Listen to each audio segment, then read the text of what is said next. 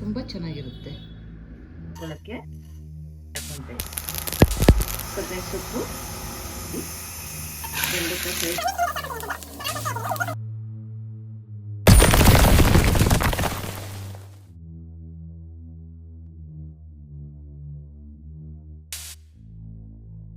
ಬೆಂಡೆಕಾಯಿ fried rice ಮಾಡೋಣ ಅಂತ ಅಂದ್ಕೊಂಡಿದ್ದೀನಿ. ಒಂದು ಸ್ಪೂನು ಕಡಲೆಬೇಳೆ ಹಾಕೊತಾ ಇದ್ದೀನಿ ಫ್ರೈ ಮಾಡ್ಕೊಳ್ಳೋಕ್ಕೆ. ಒಂದು ಸ್ಪೂನು ಬೇಳೆ ಹಾಕೊತಾ ಇದ್ದೀನಿ, ಒಂದು ಸ್ಪೂನು ಉದ್ದಿನ ಬೇಳೆ ಹಾಕೊತಾ ಇದ್ದೀನಿ. ಸ್ವಲ್ಪ ಚೆನ್ನಾಗಿ ಫ್ರೈ ಮಾಡ್ಕೋಬೇಕು. ನೋಡಿ ಈ ಥರ ಸ್ವಲ್ಪ ಫ್ರೈ ಆದಮೇಲೆ ಇದಕ್ಕೆ ಒಂದು 1/4 ಸ್ಪೂನು ಸೋಂಪು ಕಾಳು ಹಾಕೊತಾ ಇದ್ದೀನಿ, 1 ಸ್ಪೂನು ಬಿಳಿ ಎಳ್ಳು,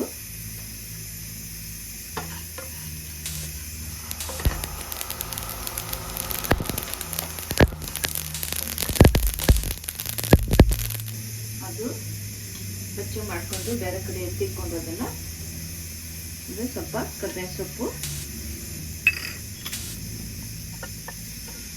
ಸೊಪ್ಪು ಸ್ವಲ್ಪ ಇಷ್ಟು ಜಾಸ್ತಿನೇ ಹಾಕೊಳ್ಳಿ. ಕರ್ಬೇವಿನ ಸೊಪ್ಪು ಫ್ಲೇವರ್ ಚೆನ್ನಾಗಿರುತ್ತೆ.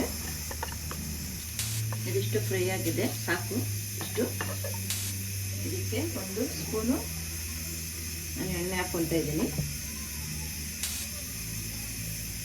ಇದು 1 ಕಪ್ಪು ಬೆಂಡೆಕಾಯಿ ಫ್ರೈ ಇರುತ್ತೆ. ಆ ಥರ ನಾನು ಉದ್ದುದ್ದು ಕುಯ್ಕೊಂಡಿದ್ದೀನಿ. ನಿಮ್ಗೆ ಹೆಂಗೆ ಬೇಕಂದ್ರೆ ಇಟ್ಕೊಳ್ಳಿ. ಅದು ಸ್ವಲ್ಪ ತಿನ್ನೋಂಗೆ ಸ್ವಲ್ಪ ಇರಲಿ ಅಂದ್ಬಿಟ್ಟು ನಾನು ಅದನ್ನು ಉದ್ದುದ್ದು ಕುಯ್ಕೊಂಡಿದ್ದೀನಿ. ಈಗ ಅನ್ನದ ಜೊತೆಲಿ ಅಲ್ಲೇ ಒಂದಿಗೆ ಹಾಕಬೇಕು ಅಂತಂತಂದರೆ ಸಣ್ಣ ಕಚ್ಕೊಳ್ಳಿ. ಇದನ್ನು ಎಣ್ಣೆಲಿ ಫ್ರೈ ಮಾಡಿ ಹಾಕಿದ್ರೆ ಚೆನ್ನಾಗಿರುತ್ತೆ. ಆದರೆ ಎಣ್ಣೆ ಜಾಸ್ತಿ ಬೇಡ ಅಂದ್ಬಿಟ್ಟು ಹಂಗೆ ಹುರ್ಕೊತಾ ಇದ್ದೀನಿ. ಇದು ಕೆಲವು ಮಕ್ಕಳು ಬೆಂಡೆಕಾಯಿ ಎಲ್ಲ ತಿನ್ನಲ್ಲ, ಬೆಂಡೆಕಾಯಿ ಬೇಡ ಅಂತ ಇದು ಮಾಡ್ತಾರೆ. ಅಲ್ಲಿ ತುಂಬ ಇದು ಒಳ್ಳೆದಿದು ಬೆಂಡೆಕಾಯಿ ಫ್ರೈಡ್ ರೈಸ್ ಮಾಡಿದ್ರೆ. ಇದನ್ನು ಸ್ವಲ್ಪ ಚೆನ್ನಾಗಿ ಫ್ರೈ ಮಾಡಿಕೊಂಡು ನೋಡಿ ಇಷ್ಟು ಸಾಕು.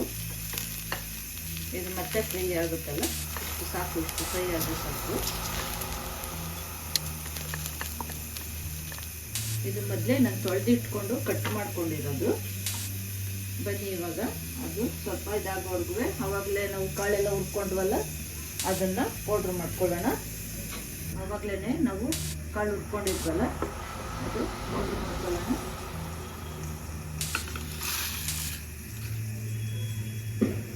ಇದಕ್ಕೆ 1 ಕಪ್ಪಷ್ಟು ನಾನು ಕೊಬ್ಬರಿ ಹಾಕೊತಾ ಇದ್ದೀನಿ.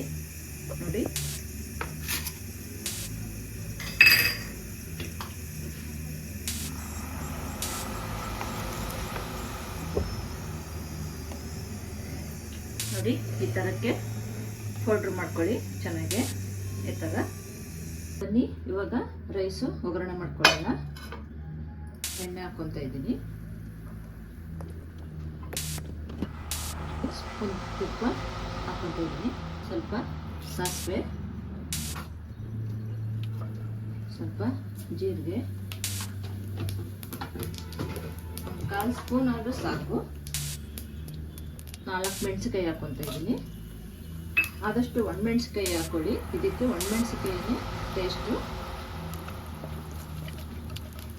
2 ಈರುಳ್ಳಿ,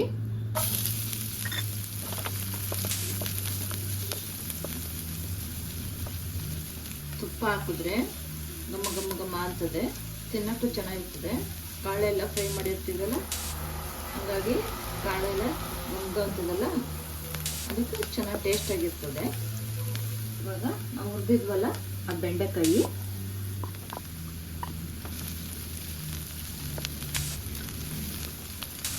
ಕರಿಬೇವಿನ ಸೊಪ್ಪು ಯಾವಾಗಲೂ ಲಾಸ್ಟಲ್ಲಿ ಹಾಕ್ಕೊಂಡ್ರೆ ಅದು ಎಣ್ಣೆ ಫ್ರೈ ಆಗಲ್ಲ, ಚೆನ್ನಾಗಿರ್ತದೆ ಅದರಲ್ಲಿ. ಹೀಗೆ ಖಾರಕ್ಕೆ ತಕ್ಕಷ್ಟು ನಾನು ಹಸಿಮೆಣಸಿನಕಾಯಿ ಪುಡಿ ಹಾಕೋತಾ ಇದ್ದೀನಿ. ರುಚಿಗೆ ತಕ್ಕಷ್ಟು ಉಪ್ಪು ನೋಡಿ.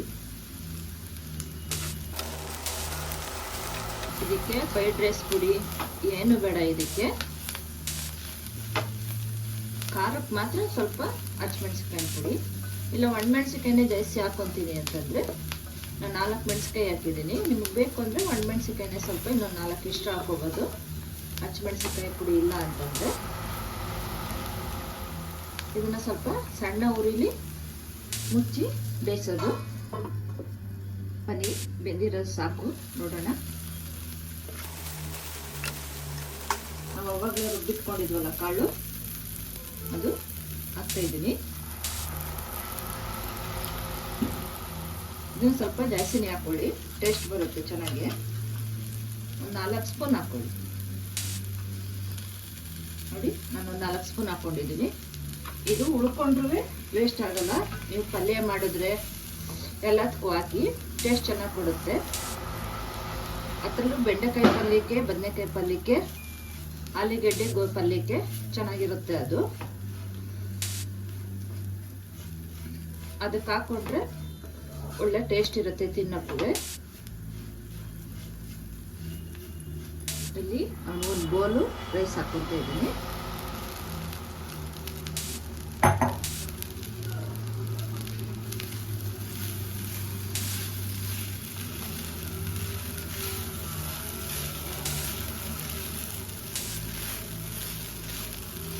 ಈ ಥರ ಫುಲ್ಲು ಚೆನ್ನಾಗಿ ಮಿಕ್ಸ್ ಆಗಬೇಕು.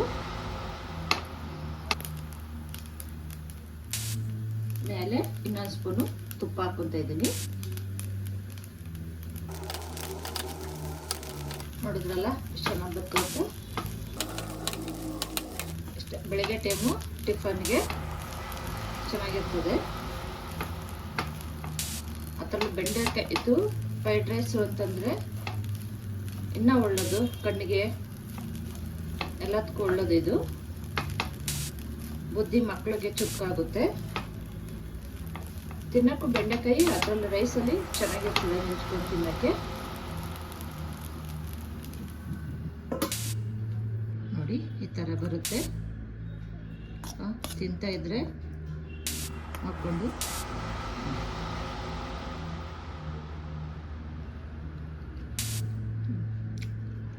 ತುಂಬ ಚೆನ್ನಾಗಿದೆ. ಟ್ರೈ ಮಾಡಿ ನೋಡಿ, ಸೂಪರ್ ಆಗಿರುತ್ತೆ.